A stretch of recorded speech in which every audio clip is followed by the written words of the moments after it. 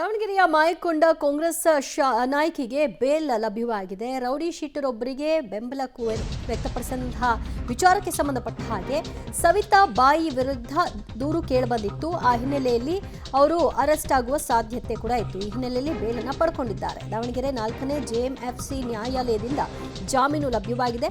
JDS ಮುಖಂಡ ಅಸ್ಗರ್ ಮೇಲೆ ಮಾರಣಾಂತಿಕ ಹಲ್ಲೆ ನಡೆದಂತಹ ಪ್ರಕರಣ ಇದು. ಹಲ್ಲೆ ನಡೆಸಿದ ರೌಡಿ ಶೀಟರ್ ಖಾಲಿದ್ ಪೈಲ್ವಾನ್ ಆತನ ಬೆಂಬಲಕ್ಕೆ ಸವಿತಾ ಬಾಯಿ ನಿಂತಿದ್ರು. ಹಲ್ಲೆ ನಂತರ ತಪ್ಪಿಸಿಕೊಳ್ಳಲು ನೆರವಾಗಿದ್ರು ಕಾಂಗ್ರೆಸ್ ನಾಯಕಿ ಅನ್ನುವಂತಹ ಗಂಭೀರ ಆರೋಪ ಸವಿತಾ ಬಾಯಿ ವಿರುದ್ಧ ಕೇಳಿಬಂದಿತ್ತು.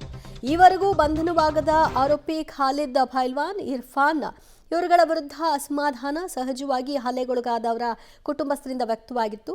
ಈ ಹಿನ್ನೆಲೆಯಲ್ಲಿ ಸವಿತಾ ಬಾಯಿ ವಿರುದ್ಧವೂ ಕೂಡ ಕೇಸನ್ನು ದಾಖಲು ಮಾಡಿದ್ರು. ಇದರ ಹಿನ್ನೆಲೆ ಅವರು ಈಗ ಬೇಲನ್ನು ಪಡ್ಕೊಂಡಿದ್ದಾರೆ.